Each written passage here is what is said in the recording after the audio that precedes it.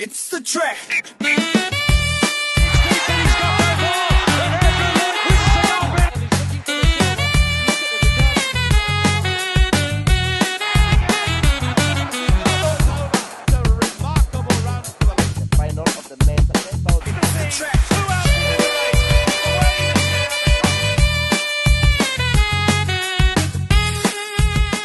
Okay, recording the podcast Saturday, April the 11th here, back in the Pacific Northwest. Day later, Shane Rohde at the corporate headquarters. Shane, it's very, very good to have you back because I got to tell you this, the analytics team came back to me and they told me that last week's solo pod was the lowest rated Track Stitch podcast of all time. And so they said, Jason, you cannot do another one. You have to be with Shane Rohde. Rubbish. It's a failure. I'm sorry about that. I tried my best. Oh well, it's incredibly when I've done them solo for my law firm versus a lot with other people. It's like hits a bum note. I mean, in fairness to myself, I don't know if that's the reason why it was an extremely low rated podcast. Could just be, but I will say this: it's bloody hard. So to all those people out there who didn't like the pod because they knew it was just me, it's really, really difficult to do it. I mean, so massive respect for all these guys. But I actually realized a lot of people that do podcast, Shaneo, they don't do it solo because you got to have that interaction. So either way, the fans have spoken. We need you. I'm back. All right. Hey, so you were in Australia last week. How was Byron Bay? Good time? Magnificent. An old haunt of Kerr's. You can Did see you run into a few? Oh, they've a multitude, plentiful supply of Kerr type guys there. That's for sure. Do you run into a few 8 to 10-year-olds that may have been the result of the glory days? Yeah. All good. Moving forwards, we digress. Things seemed a bit quiet on the old track and field front, Shaneo, and then just recently, some amazing things have happened, both good and bad. So should we kick it off with these 1,500 meter races at the Australian Championships? So two very, very different, stories or narratives going on here. I've got a game that I think we should play. It's called What's the Word? It's not very original because I saw it on PTI before.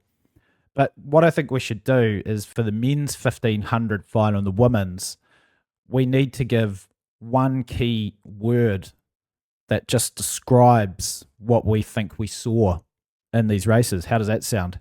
You're a man of, you're a grammatical guru of sorts.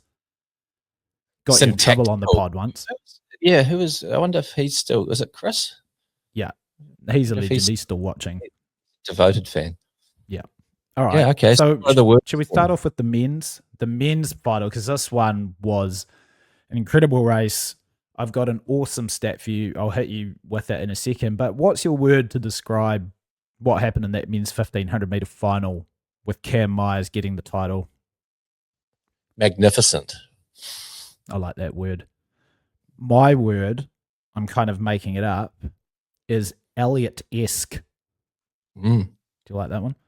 I love that one. Yeah. Elliott-esque, because that performance from Kerr Myers very much reminded me of that awesome 1960s Olympic final with Herb Elliott just running away from the field. Shaneo, thoughts on that performance? A sub 3:30 performance, and this is a stat, I'm going to blow it right now, but this is why you come to the Track Stitch podcast, the People's Podcast. That is a global national championships record for the 1,500 meter distance. No 1,500 meters national championships has ever been won in a faster time than that from Kerr Myers. And trust me on this one, I went back and I scoured through all of the sub 3:30 performances in history and cross-checked them with the nationality and the venue to make sure that wasn't the case. This is why you come to the Track Stitch for stats and facts like that. But what an incredible performance from Myers. Shaneo, thoughts? How's this setting him up further? He's already been on fire. Floor's yours. You need to look at it on two different vectors. One is the quality of the performance in an outright or abstract sense. So on that level, it is, as you say, Elliott-esque. Yeah. Ollie Hoare's a very good athlete. He's the Commonwealth champion and 3:29 runner. He's had struggles of late. He looked in that race like he's getting back to his old self, and he stuck to it like glue. And he got rewarded with the silver by being the only one who was able to stick with him. Yeah. Having said that, for Myers, he still doesn't have a change of pace a la your Laros or your Whiteman or the chap that won the world champs, or a Hocker, or even dare I say it, Nader, or dare I say it, Hobbs Kessler. So he does still, whilst he is a lot better than he was a year ago. I originally clicked on the 2025 race, and I thought it was the 26 race. I saw you sent through he ran 3:29. I was like, how does he run 3:29? Of course, it was the year before, but it was quite an interesting exercise because he ran a similar way, but the delta in his level in 12 months is extraordinary. And he's only 19 still, 18 still. So it's, he's a freak. Having said all that, if he ran a global championship in 6 months, he's still got the issue that with Jakob out, as you've pointed out, Jason, he's going to be the guy that leads a la Potato Tim 2019, the train of all those guys who have got the aerobic and the time trial ability to hang with that pace, and they're going to come off the shoulder. So incredible performance. However, his best chance of contending for global medals or a global championship is he's going to need to keep improving the way he has in the last couple of years aerobically, to the point where he's just better than everyone else, like Jakob was in the Tokyo Olympics. He's going to need to be a second to a second and a half fitter. And at the moment, because he's got all those guys in the 327 bracket, high 27s, mid 28s, it's going to be difficult to outlast them. Yeah, I 100% agree. It's interesting to see, or to think about what his potential path is here, because it does seem to be going down that path of Jakob, where it's astounding when you watch somebody do this from the front. We've seen very, very few characters over the course of history. We saw Philbert Bayi famously back in 74 was able to do this, then a massive lull all the way through until basically Tim Chariot, who reinvented sort of that tactic, and then Jakob took it to the next level. But we've obviously seen how difficult that was for Jakob to put into place in these big events. And I often wonder, I'm like, well, hey, we saw him run 3:30 at that Maury plant meet, right? And this just seemed like an extension or a better race than that. You wonder at some point in these championship environments, does he look and say, maybe I'm not just going to do this. Maybe I've got to test myself and see if I can run 1:49 for the last 800 meters, or, a low 2:20 for the final K split a la Abdi Belay or something like that. Because, I think you and I talked about this a lot with Jakob as he was heading in towards the, the Olympics and 2024, et cetera, about what his best pathway to win was. And it's so difficult to go all 1,500 meters from the front and execute. So you wonder, was his best opportunity really just to try and be a bit easier on himself in the opening 400 to 500 meters and really grind that last 1,000? We never saw him ever really commit to doing that. And I wonder if Myers would be better suited trying to practice a little bit of this, because it is going down this pathway that we know is really difficult to sort of replicate in these finals. But I mean, it was incredible. You saw it right from the gun, right? He just gets to the front. He was just a machine. But yeah, it is going to be tough. I mean, I know you're even in a way more bullish on a guy like Adam Spencer when it comes to potential, success in these big major championships. I'm sort of with you in theory on that one, because you just wonder how difficult it's going to be if Myers can't get more dimension. We've seen it with, you look at a guy like Adam Spencer in that race, and based off both based off the performances of Myers and Spencer in that race, you'd be forgiven if you just were new to the sport or paid passing attention. You'd be forgiven for thinking that view of ours that we've got rocks in our head. But how many times have we seen it? And I'll give you a good example. Last year, Whiteman looked really like a shadow of the guy who won the world champs for most of that year. In races, he was 10th, 12th, 13th. He didn't do anything that made him look like he was a contender.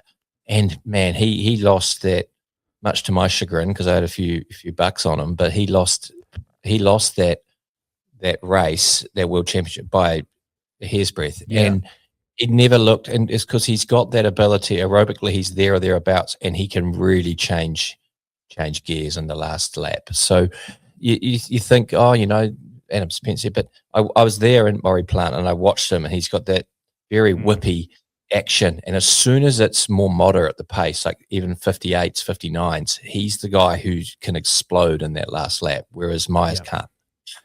So yeah, it's fascinating. And isn't it great that now, like the World Indoors and last year at the World Champ, isn't it great that some of these races now, and it's not just your pre-2016 where everything was just a dawdle and it was basically how well can you kick or who's the best 1,000-meter runner in the field. Now it's the question of, you've got the aerobic guys who like the pace, which is I suppose is a flow-on effect of the Jakob era, not that it's necessarily over.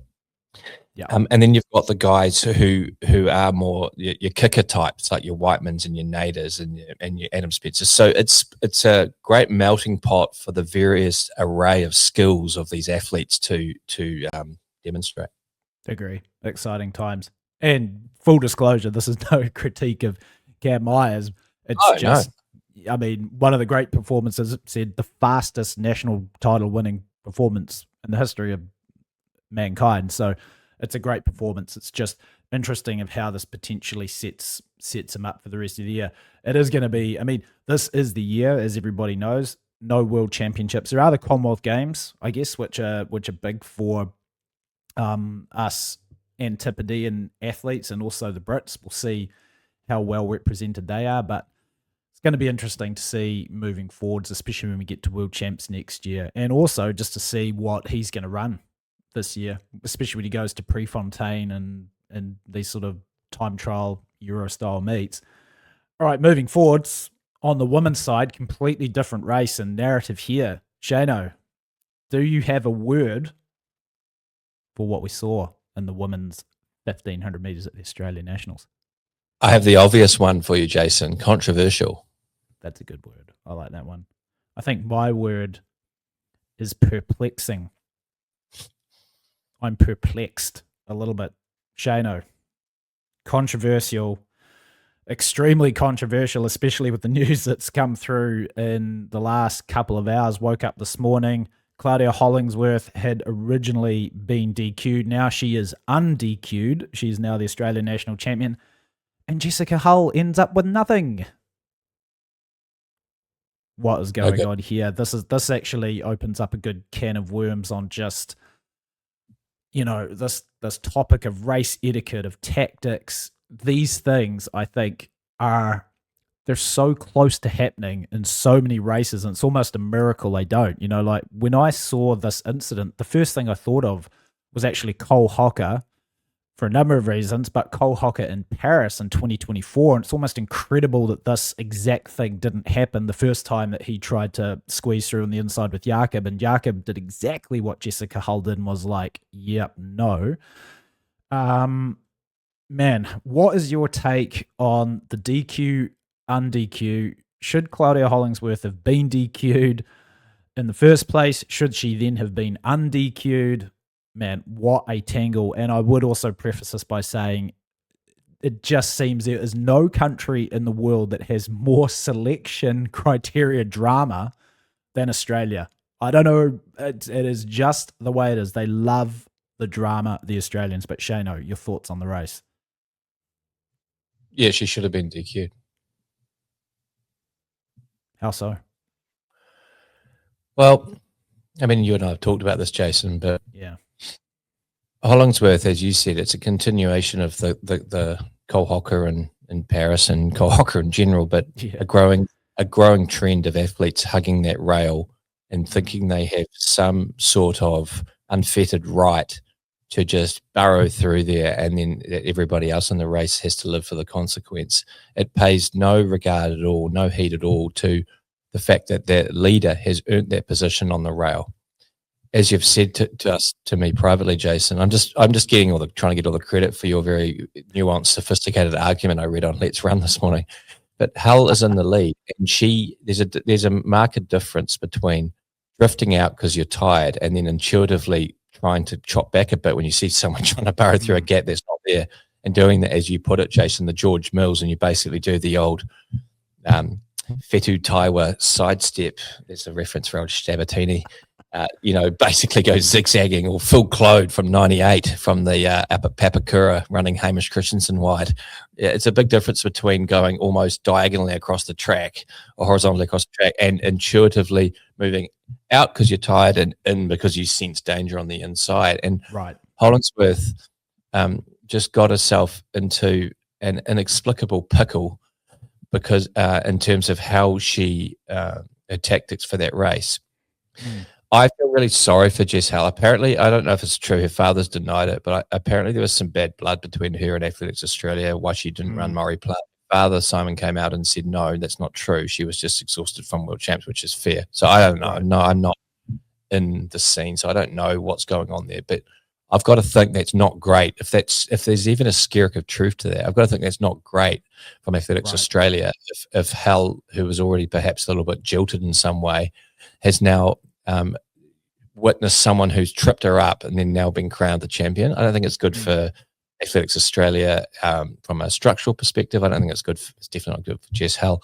I don't even think it's good for Claudia Hollingsworth because it's teaching her brain, whether it's conscious or unconsciously, that there's no real consequence for what she did. She didn't do anything out of malice. I'm not saying that she looks like a lovely young lady, but she's profited from a situation where she was the only culprit, and she's been now, going the champion. I saw an interview. Reinforcement of a it's classic accident theory, isn't it? Right? It's like it's what an accident is. Like, you don't mean to do it. Right, nobody's, and clearly you're right. Like, Claudia Hollingsworth is not like, I'm going to take out Jessica Hull. Nobody wants to do that. I mean, she could have taken herself out. It could have been an LG/Morselli situation from 96 where she ended up face down on the track.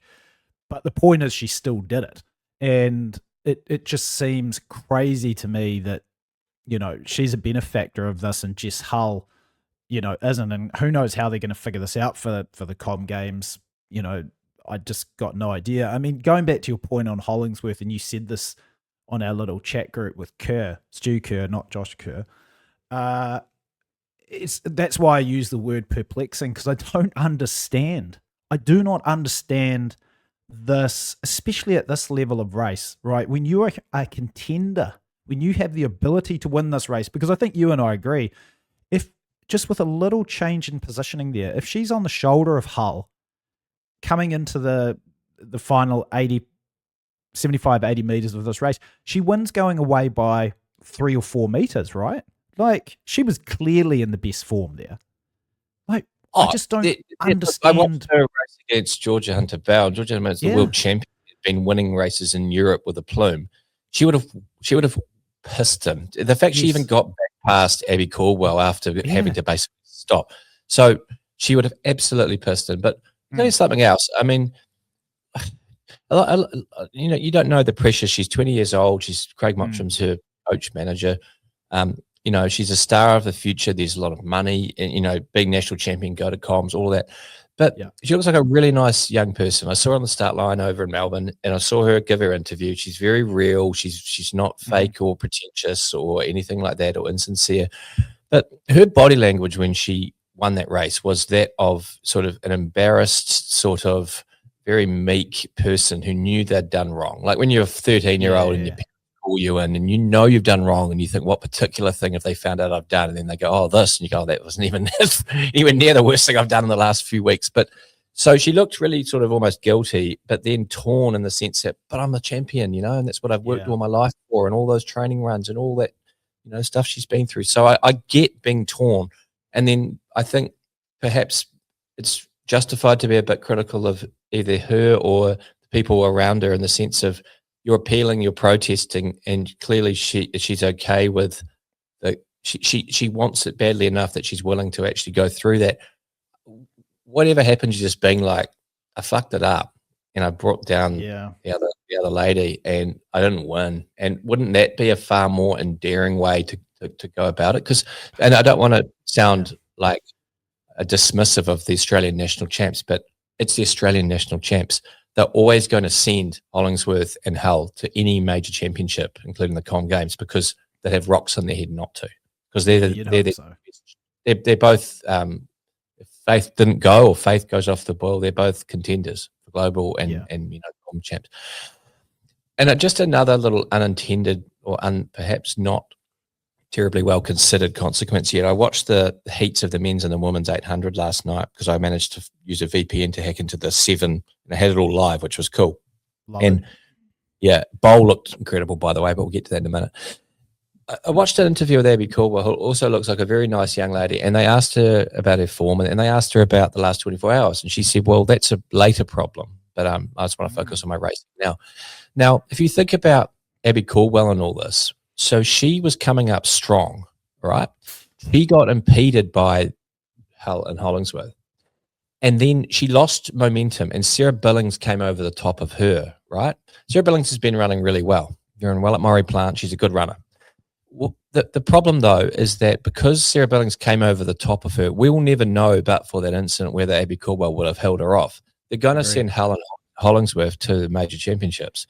And now, because Billings got second in the actual race, and because Hollingsworth has been reinstated, now if they stick Helen, what happens between Caldwell and Billings? So it's best, and it's very Athletics Australia. Exactly. Yeah. Exactly. You're reading the tea leaves correctly. There's going to be some cluster, pardon my français, cluster fuck around this 100%. Like, it's just always happens. And again, I try and analyze the situation, as much as I possibly can. I saw the front on view. There's no doubt that as they come off that turn, Jessica Hull veers a little bit wider, and then, I guess, however you want to frame it, reestablishes her line more towards the center of the lane. But it is such an imperceptible move that I don't think, and it comes down to intent. And I say this all the time. Is it like a premeditated, conscious decision to get in front of somebody and impede them or not? These are the nuances of racing that just have to exist, right? You said it, mate. We've all been in races where you just, especially in the last 80 to 100 meters of a 1500 meters, when you are absolutely maxed out, you're in oxygen debt, nobody is thinking to themselves like, oh, hey, hold on a second. Claudia Hollingsworth is wanting to pass me on the inside. Let me make a step to my left to block her. That is ridiculous. That's not what's happening. And so at some point as well, like you said, you have to, like you said, because I said, maybe, at some point, there has to be some benefit to having earned the ascendancy in the race and leading that you are allowed to protect. And again, as long as you're not making a sideways strafe across lanes like our old mate George Mills has done, we've seen some other characters of the past do it. Or, even like Athing Mu in that trials race in 24 when, she's literally running diagonally across a bunch of people slowing down. It's like, I'm sorry, you got to have more care in the race. I don't know why you're there wanting to pass on the inside. And here's the thing too, man. It's just an issue of safety for yourself. On the inside lane, as everybody knows, on that pole line, there's a bloody 3-inch or 8 centimeter wide aluminum for our American listeners, rail that's sticking up. It's incredibly dangerous to do this. We actually saw, you remember, was it in 2025, was it 24, Josh Kerr in that 800 meters at the British trials, he had that spat with Giles and he really ate it because he stepped on the rail trying to do kind of the same thing. I just think athletes have got to get this out of their mindset. And I think one of the reasons is that we're living in this efficiency era where everyone's wanting to be efficient in terms of pace management. They want to be super efficient in terms of not running any more distance. And I know for a fact this is something that coaches are talking to their athletes about. However, you got to find that balance. And I agree, unless you start holding people accountable, it starts to, positively reinforce negative actions. You can have a rule. You can have a rule that in the last 200 or the last lap, that if you pass someone, it's like undertaking on the motorway. If you could have a rule that if you pass someone on the inside, it's like the NBA, and you touch them.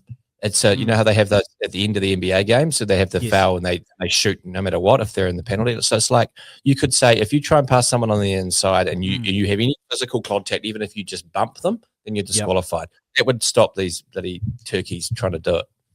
Yeah. Yeah. There has to be something.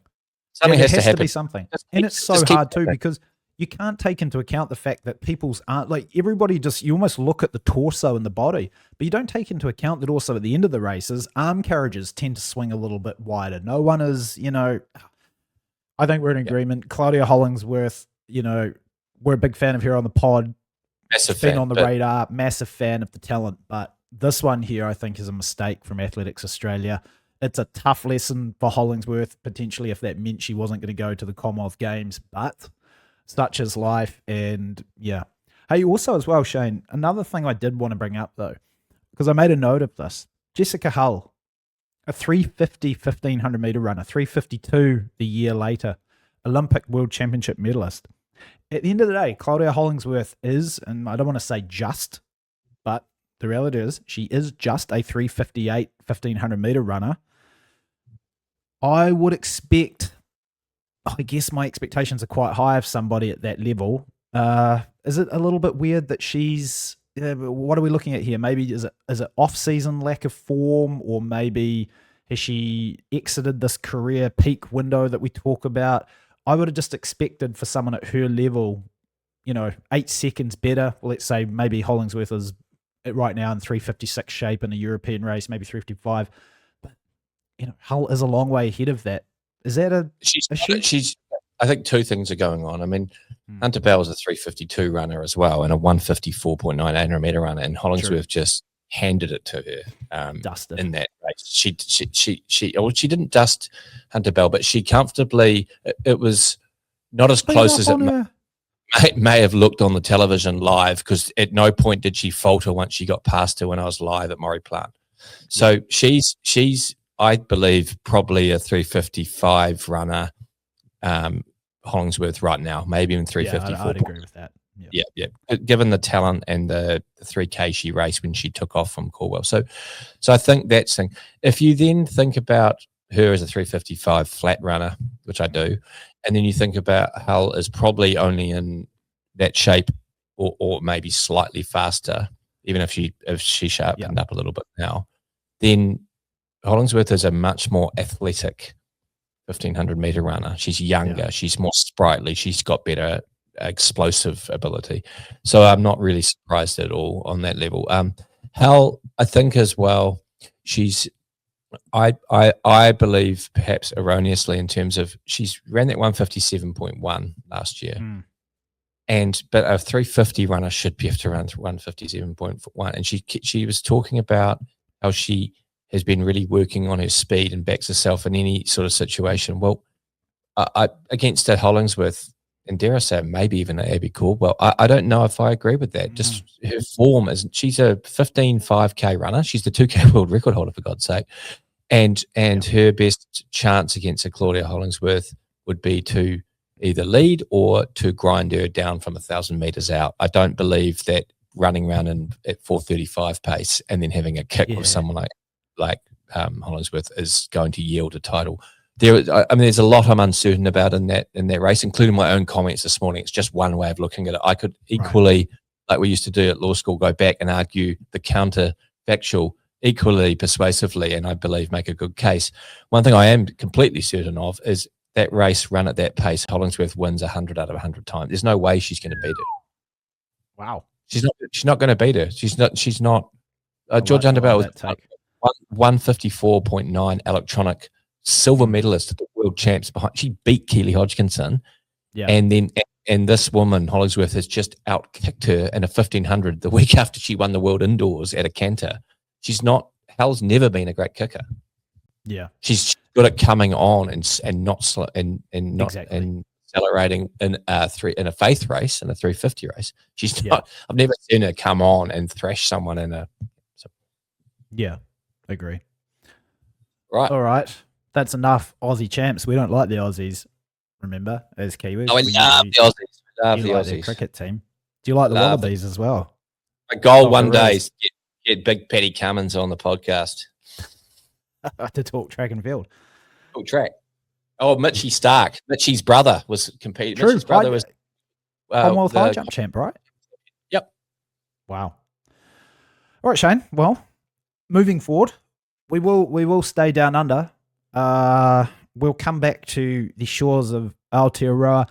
Maybe some less than joyous news here. Sam Ruth. The Summer of Ruth appears. It is the Summer of Ruth. It was the Summer of Ruth and the Summer of Sam. I came up with that and then I forgot it. It appears to be over. I think it was anyway. He was just having a bit of a rest, and some crazy news out of nowhere yesterday that he had a stress fracture of some description, as reported by himself on Strava.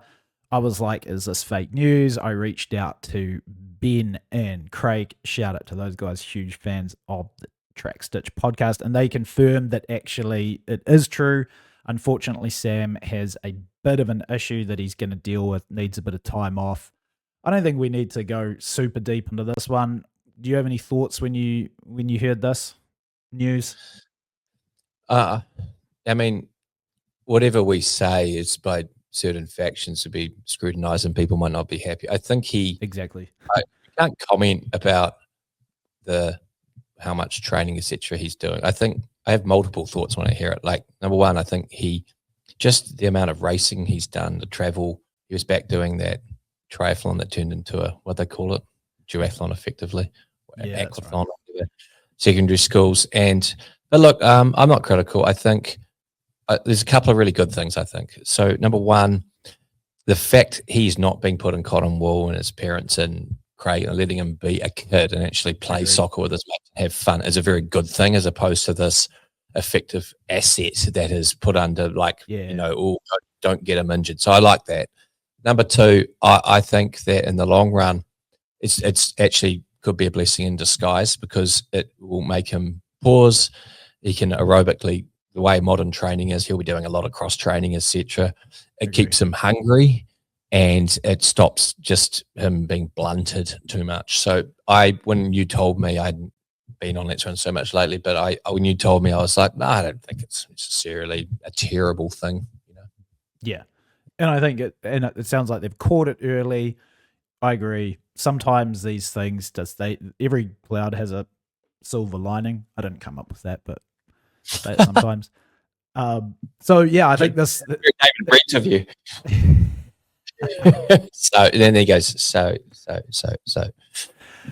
Yeah, no, I agree with everything you said. I mean, it's, playing soccer again. I think that's just something that young guys do, hanging out with mates, messing around. It's all good. I think the fact is that they've caught it early. They haven't pushed on, and I know it's going to be well managed, but definitely newsworthy, especially after one of the not probably the greatest New Zealand junior season of athletic endeavors that we've seen. One of the great senior seasons. Yeah, that's right. Exactly. Yeah. Good point. The only comment I would say, public service announcement coming from somebody that has worked for over 15 years in the athletic footwear industry. Trust me, I know these products very well. I know all about super shoes and super foams. Kids, don't wear them in training. That is not what they are intended for. Case in point, Jakob Ingebrigtsen. Just thought I would drop that nugget in there in case anybody out there was wanting a little bit of extra advice from the Track Stitch podcast. Don't wear super shoes in training. Unsolicited, high-level technical advice. Exactly. All right. So the summer of What else we got? Sam appears to be over, but all is good. He's going to be It's all fine. good. Shano, a couple of interesting questions coming through here, just random questions that we've made up out of nowhere. I've got a good one for you. Before then, we're going to talk about your favorite topic, which is the American discus record in Ramona, Oklahoma. Oh. Obviously, there's been a lot of chat recently around Josh Kerr, Project 222, Project 222. He's looking to run under 343 for the mile. This was an interesting question that I came across, and I wanted to get your take or your answer on it. We talked about this guy earlier, Timothy Chariot, and how he basically sort of revolutionized the world of championship 1500 meter running in 29 in Doha. Very Philbert Bayi-esque. Who's had a better career, Tim Chariot or Josh Kerr? What do you think? It's a good question. So, yeah, very good. So both have won a world championship. Did Tim win two? No, he got second to Menengoy in 2017, but that's a bit dodgy because old Manny found himself in a bit of strife afterwards. So he did, but no, he's got 2 world championship medals, 1 gold, 1 gold, 1 silver, 1 gold, 1 silver. He does have an Olympic Games silver. I'm just checking the stats here since we're all about accuracy. That's one of our 3 A's on the Track Stitch. I don't know what the other ones are, but he's run 5 sub 329s, and get this, he won 5 straight Diamond League finals. So he dominated the Diamond League. So he's pretty meaty. 328.3 solo to win from the front to win that Doha 2019 final. Josh Kerr, though, what did he run on the front to win that Doha final? What's that? 320. Did you say 328.3 or 329.3? 328.3, was it? Or was it not quite that fast? I thought it was, when I was looking at I thought it was 329.3. I could be wrong. I think you're probably right. Maybe he ran 328.3 in Monaco, and that where they went out crazy fast in like 22 or something. But either way, like very, we'd just come off obviously that period of very slow finals, including the absurdly slow Rio 2016 final where our good buddy Nick Willis got the bronze, but Centro won it in 350. So it was definite big change. But Josh Kerr, NCAA titles indoors and out, world championship titles indoors and out, and he has won 2 Olympic gold medals. Hey, Shano, here is a good one for you. If you were able to answer this question, I challenge you unfairly because I know the answers to these all the time. But Shano, there have been only 9 men in the course of history that have ever won multiple medals over the 1500 meters, obviously in different games, right? Only 9. Do you know who they are? So can we just confirm what you're asking me? So nine different men have won multiple, what are we talking, world and Olympic? No, just in the Olympic Games. So 9 men have won multiple Olympic medals. Is that right? No, just in the 1500 meter event. It's only been 9. Yeah, 1500 and in any medal color. In any medal color. Okay, well, that's how hard it is. Nick Willis. Correct. Right? That's 1. Yes. Sebastian Coe. Yes.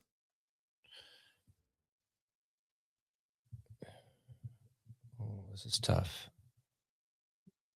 Very obvious one there. Hisham, correct. 3. That's 3. Think about someone in the same races. Fumin Casho, yep. That's 4. Think about LG literally in the same race. What do you mean think about him? Oh, do you mean in that those races? Bernard. Correct. 5. Okay. Do we count the Kiprop? No, he didn't. No, he didn't. No. That's So 4 more, eh? Yeah. Sorry, it's hard on the spot. No, I know. Okay, so 5. think about another one of Willis's era. Okay, Same race in 2016. I know who. Taufik McLuffy. Yep, correct. You've already done awesomely well. 6. Yeah. Okay, 1 second. Let me wrap my brain. 4. Oh, it's going to get hard. It's going to take too long for the viewers. Yeah, I know. Yep. Exactly. Okay, so the other two are Kip Kano. Yes. Luigi Bacali. If you got that one, I would have just... 30s. Yeah, I would have flipped out. And Josh Kerr. They are the only men who've been able to do it. So when we're talking about, the quality of Josh Kerr in their career, I think that... Quality of our own Nick Willis, one of 9 men. Of course, exactly. Yeah. Yep. So, I mean, sorry, we got off topic because that was such an interesting sort of, fact check there, a bit of trivia. But, when you look at those, like who's had the better career? I mean, I'll go first. I'll get it out of the way. I feel like Josh Kerr has. And one of the number one reasons is because I think, particularly when it comes to the Olympic Games, to be a contender to legitimately win the Olympic Games, or the Olympic 1500, which if you medal in the men's 15, you absolutely have the goods, you have the physical ability to win that event. We saw what happened in 2024 with Josh. Like, he could easily have won that race. It could have been as simple as Jakob just holding his line, and then almost undoubtedly, I think he wins.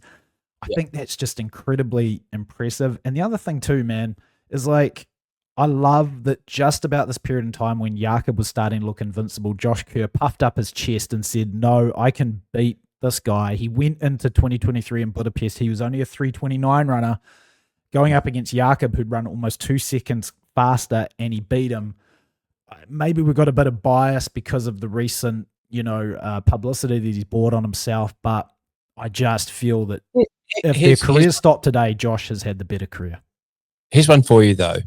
If there was no COVID and they ran the Olympic final, would Tim Chariot have been the Olympic champion? You've got to say there's a strong possibility he would have. Not just because he won Doha, but also Jakob's development at a very young age was a year behind. And also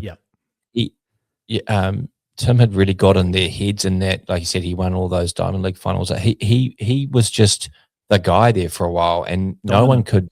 They were totally intimidated by him. Remember him and Managor? They'd go off the front in these races, like 40 meters ahead through like 1200. Like they'd gotten, and the rest of the field hadn't yet learned to live with being out hard and holding. He was the pioneer of that whole tactic. Really, it was because remember Jakob sat on him and then launched off to win his Olympic title. So perhaps we would be saying Tim Chariot had the better career if COVID had not happened. But such is life. I mean, such is life. I agree. And also we do have, because of all the doping positives that have come out of Kenya and all of the issues that country had in the last few years. And I think we feel our generation perhaps a bit gypped in the sense that we grew up idolizing these mythical characters from the Rift Valley with all these reasons that made them better than us, and they were like alien to us, and they were just better. And then it was like to have it thrown back in your face that a little bit, that at least in this era there's a huge amount of doping going on, which can't help you making it's not a great leap to then go, well, okay, what about that period when there's less testing? And then so perhaps we're being a little bit biased towards Tim Chariot in the sense of where we favour the Western athletes. I'm sure we all have biases. I think though, if you, as you've done, Jason, dissect it on proper principles, look at all the facts. The only thing that Josh Kerr does have the better palmarès, so to speak. However, the only thing I'd say is when you're trying to decide between two great champions like this, I like to give like bonus points for the panache of a great victory. Yes, Kerr came over the top of Jakob, but that 2019 final is one of the great finals. Like you said, it's the first time a front runner has ever won since Bailly in 1974 Kong Games. What's that? 45 years, 40 years? Yeah, exactly. So It was yeah, great. it's splitting hairs. They're both great champions. Yeah. It's why it's such a great question. That is a great question. Yeah, I just think, mate, and that was a great point about the Olympic Games.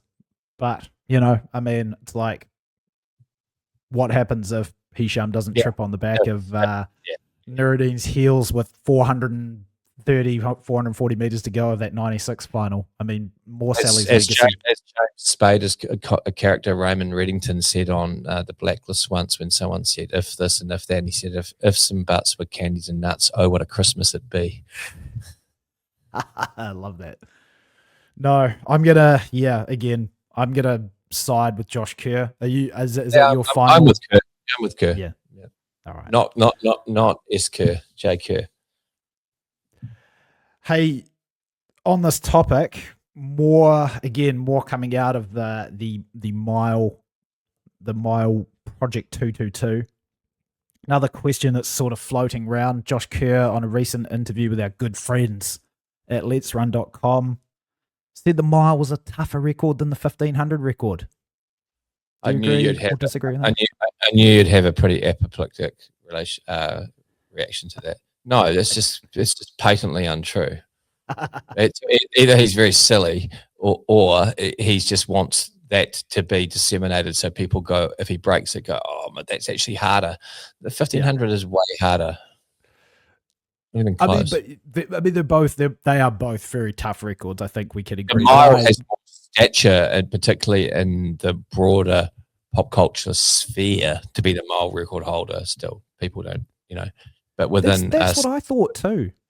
Yeah, but you'd be better off saying that. You'd be better off going, well, it's the more prestigious record. Well, it's just got the history for our generation boomers as well. It's like the 4-minute mile and the eighth woman breaking 4.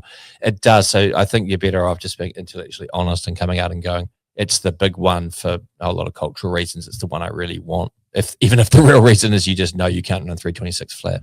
Well, at first, my first reaction was exactly that. I'm like, that's an absurd statement. I mean, 326.00 or 12, either way, that is a superior performance. I think, again, the tables, the IAAF point scoring tables, not definitive, but they give a really good, indication, would suggest that too. I think also the fact that the 1500 meters is just run so much more, right? Like, we've even seen Jakob at his peak, and I firmly believe that Jakob had the ability to run under 343 with, particularly in 2024, when he was in 326 shape and 717 shape. I didn't see any way how, if he had really gone after that mile, he couldn't have run, and sort of achieved that 222 milestone. Yep.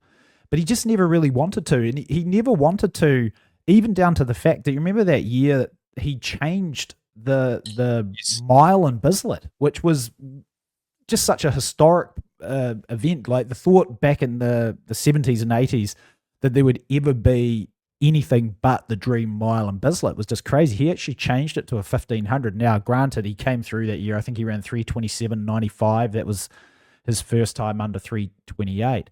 But just showed that he never really prioritized the mile like he did the 1500. And I know I've spoken with a couple of friends, some insiders who are working out in Beaverton at Nike, have told me the same thing, that Jacob's very obsessed with getting the 1500 meter record and not so much the mile.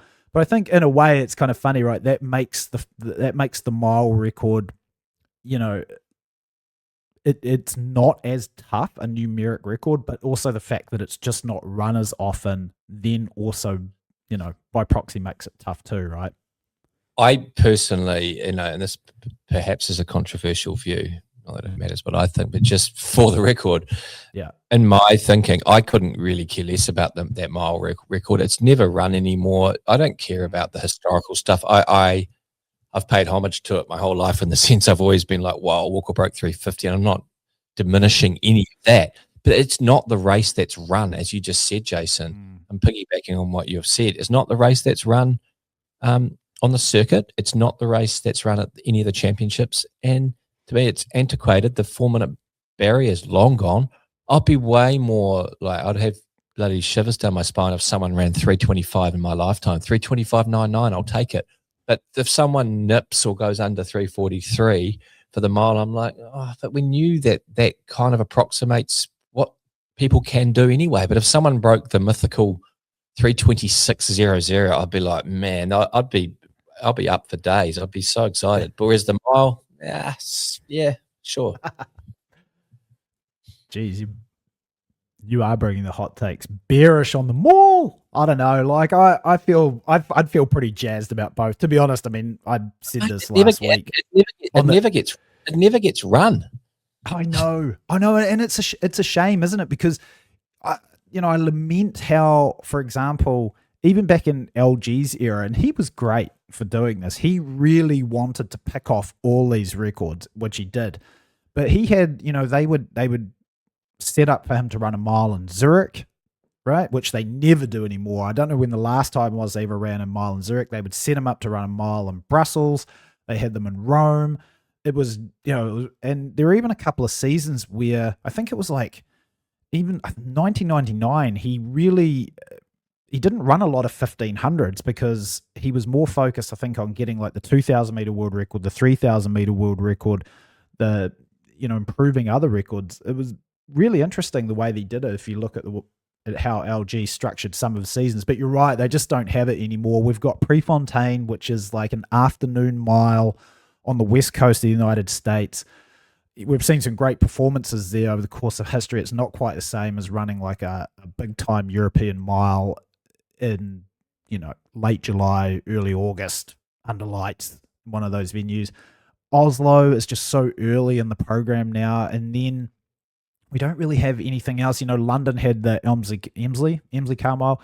They have that one too, but sometimes in London, it's an afternoon meet. The weather doesn't always show up. So it is a bit of a bummer that it's taken a back seat. But I think, merits to both. But the 1500 meters is still the toughest, I mean, it's indisputable. I mean, it's the longest record in the books now, even if it is just by a year from the mile. But yeah, put it this way, I haven't seen anybody in the last 20 years that I felt could break the 1500 meter record 25 years, including Jakob Ingebrigtsen, and I feel like he could get that mile.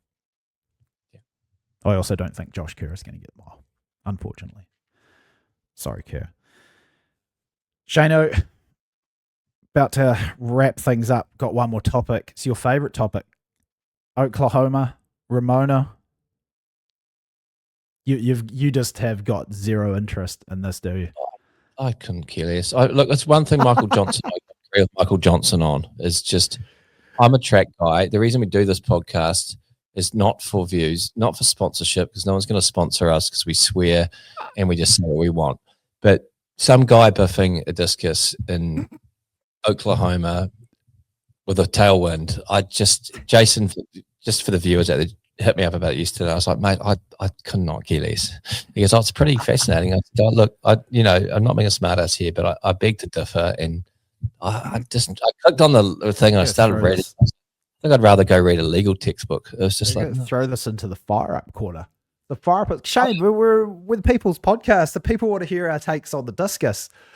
Listen, I'm not really that fascinated by actually the discus. I did actually read the article. I'm just hamming it up, but it doesn't get me out of bed at 6:50 a.m. on a Sunday morning, like Jakob or the Hollingsworth DQ, or that's the stuff that gets the blood coursing through my veins. But yeah, I'm not a throws guy.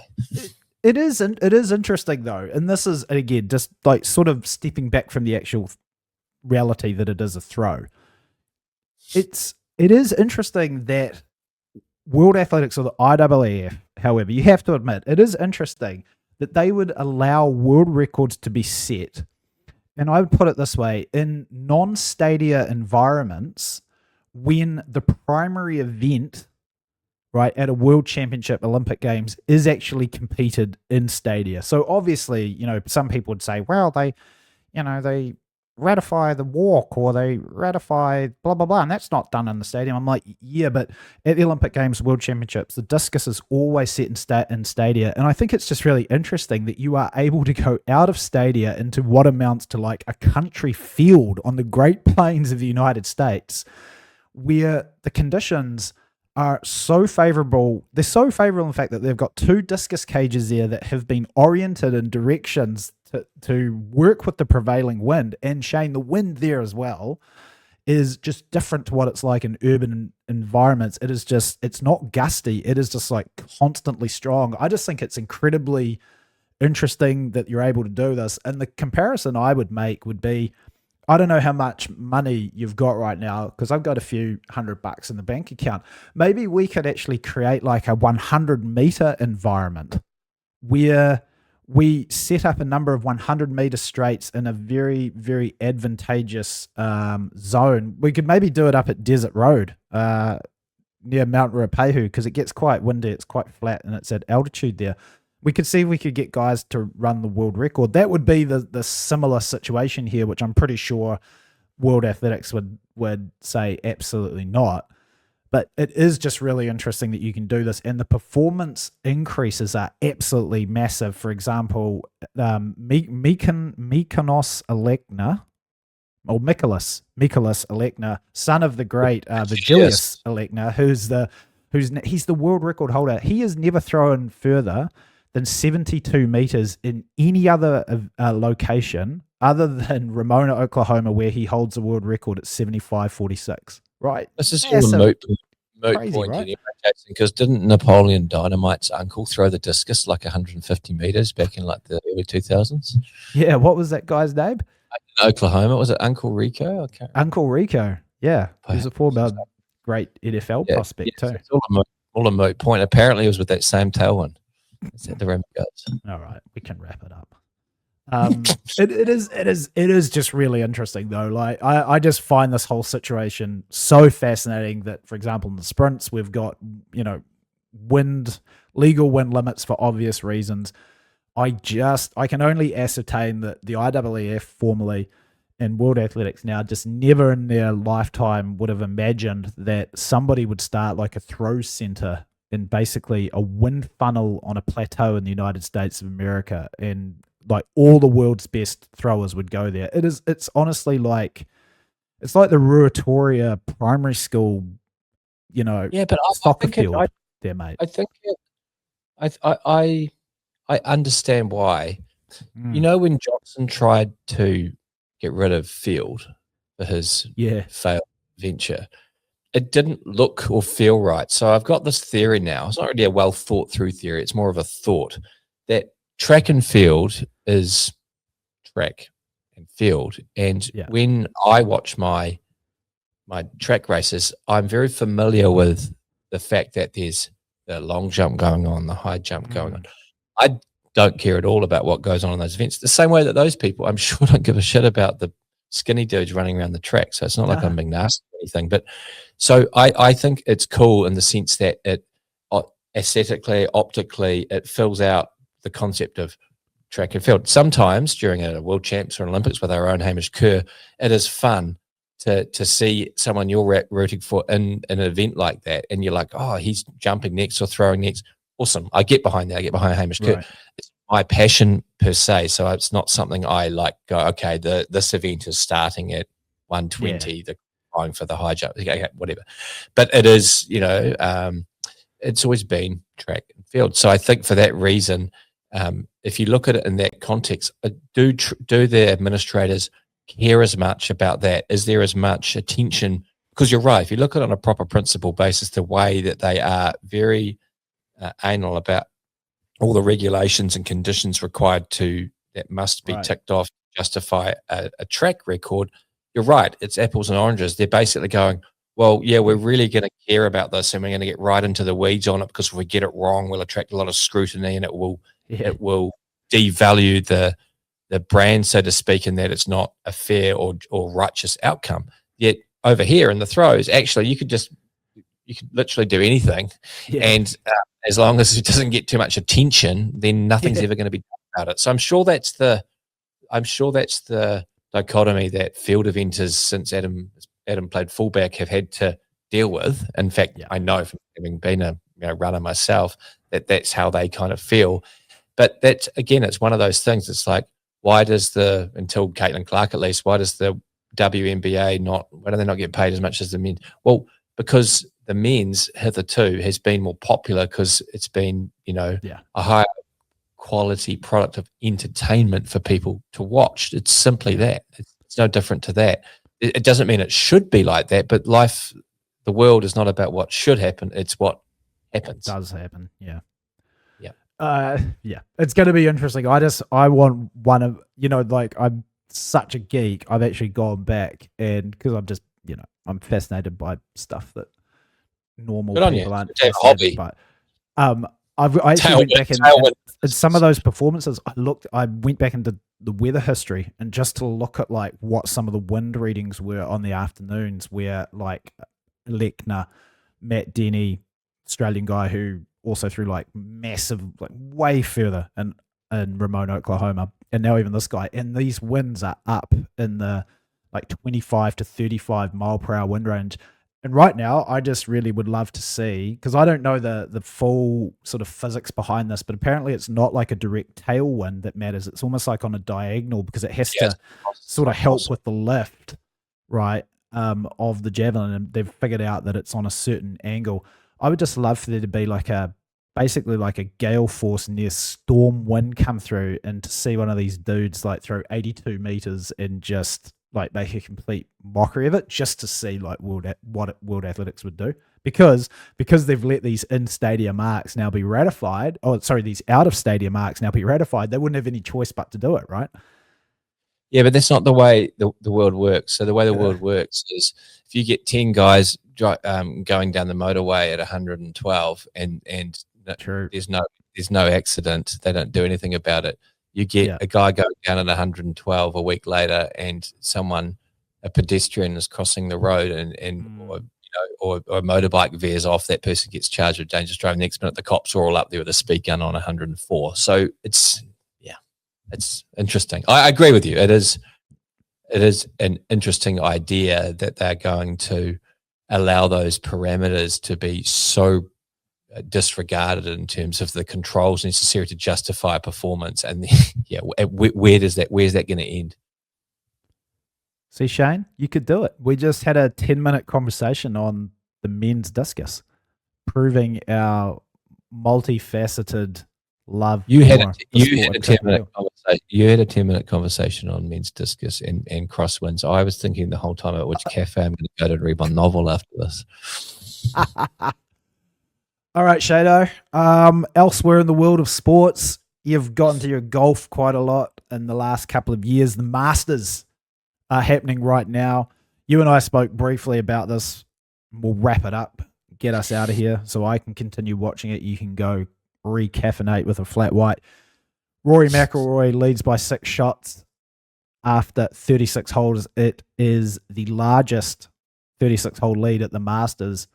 And we were talking about this difference of, what it takes to ascend to these levels in the world of sport. It is so crazy. Rory McIlroy out there, if we've got any golf fans listening, he came painstakingly close to winning the Masters very early on in his career, and then it looked like for the longest period of time he would never do it. It was the one major championship that he needed to complete the career Grand Slam, which would elevate him into the likes, into the company, the likes of Jack Nicklaus, Tiger Woods, Ben Hogan, some greatest, Tom Watson, all these players.